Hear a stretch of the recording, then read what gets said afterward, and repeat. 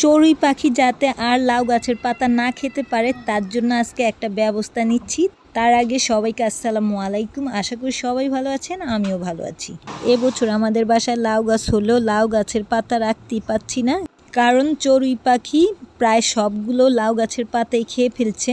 আর এই দিকে লাউ গাছ বেয়ে ওঠার জন্য আমাদের উঠোনের উপরে জিআই তার দিয়ে মাচা দিয়ে দিয়েছি, যাতে লাউ গাছটা সুন্দরভাবে বেয়ে যেতে পারে। বাট লাউ গাছের ডগাগুলো মাচায় না বেয়ে এদিক সেদিক দৌড়াদৌড়ি করে, এগুলোকেও সেটিং করে দিচ্ছি।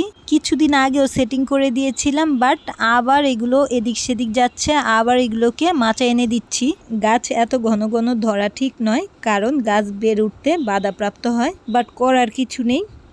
এগুলোকে না ধরলে টিনের চালে চলে যায়, আর টিনের চালে গেলে তো এই রোদ্রের মধ্যে গরমের তাপে গাছ এমনিতে হবে না। এর জন্যই কিছুদিন পর পর আমার গাছগুলোকে সেটিং করে দিতে হয়। চড়ুই পাখির যন্ত্রণায় লাউ গাছের পাতাগুলো যেহেতু রাখতে পাচ্ছি না, তাই আজকে গাছে ছাই ছিটিয়ে দেব। আমার মায়ের মুখে শুনতাম, কোনো গাছের পাতায় যদি পোকা অথবা কোনো পাখি খেয়ে ফেলে তাহলে বাসি মুখে, অর্থাৎ সকালবেলা ঘুম থেকে উঠে মুখ না ধুয়েই গাছের পাতাগুলোর উপরে ছাই ছিটিয়ে দিলে নাকি পোকামাকড় আসে না কিংবা পাখি খায় না। হয় সকালবেলায় বাসি মুখে ছাই ছিটিয়ে দিতে হবে, নয়তোবা বিকেল বেলায় দিতে হবে। এই দুইটা টাইমেই ছাই ছিটাইতে হবে, নয়তোবা অন্য সময় দিলে কোনো কাজে দিবে না।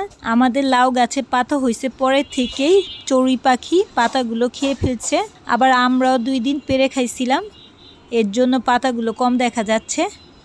আর অলসতা করে ছাই দেবো দেওয়া হয়নি। আজকে ঘুম থেকে উঠেই ছাই দেওয়ার জন্য রেডি হয়েছি যে আজকে গাছে ছাই দেবই। তাই ঘরে থেকে মই বের করে উপরে উঠে গাছের পাতাগুলোর উপরে ছাই ছিটিয়ে দিচ্ছি। জানি না এটা কাজে দেবে কিনা, তবে আমার মনে হয় কাজে দেবে। ট্রাই করেছি যতগুলো পাতা ছিল সবগুলোর উপরেই দিয়ে দেওয়ার জন্য। এখন গাছে লাউ এসে পড়ার কথা, বাট আমাদের গাছগুলো তো ঠিকভাবে বের উঠতেই পারছে না, লাউ আসবে তো দূরের কথা। আমার সেজ বোনের ছেলে বলে, পাতায় তো কোনো ছাই দিলেন না, সব ছাই তো নিচেই পড়ে যাচ্ছে। অ্যাকচুয়ালি এইভাবে ছিটাই দিতে হয়, কারণ অন্য কোনো ওয়ে নাই পাতার মধ্যে ছাই দেওয়ার। এভাবে ছিটাই যতটুকু পাতার মধ্যে পড়ে, কাজে দিলে সেটুকুতেই কাজ করবে, আর কাজে না দিলে যতই দেই না কেন কোনো কাজই হবে না। শুধু লাউ গাছের পাতার মধ্যেই ছাই ছিটাইনি, পুঁই গাছের পাতার মধ্যেও ছাই ছিটাই দিছি। যেহেতু লাউ গাছের পাতার মধ্যে ছাই ছিটাইতেছি, তাই সবগুলো গাছের পাতার মধ্যেই ছাই ছিটাই দিছি, যাতে কোনো গাছের পাতাতেই কোনো পোকা মাকড় অথবা পাখি না ধরতে পারে। আর এই দিকে লাউ গাছের ডগাগুলো এত বেয়াদব, এগুলোর ডিরেকশন একদিক দিয়ে দে, ওরা আরেক দিক দিয়ে যায়। আমাদের উঠোনের উপরে মাচা দিয়ে দিছি, ওরা এখানে বাইতেছে না, ওরা চলে যাচ্ছে আমাদের রান্নাঘরের চালের উপরেও। ওইখানে আবার শুক্রবার দিন সুতা দিয়ে একটু মাচার মতো করে দিয়ে দিছি, ওইখানে না বেয়ে ওরা আবার চলে যাচ্ছে ঘরের চালের উপর।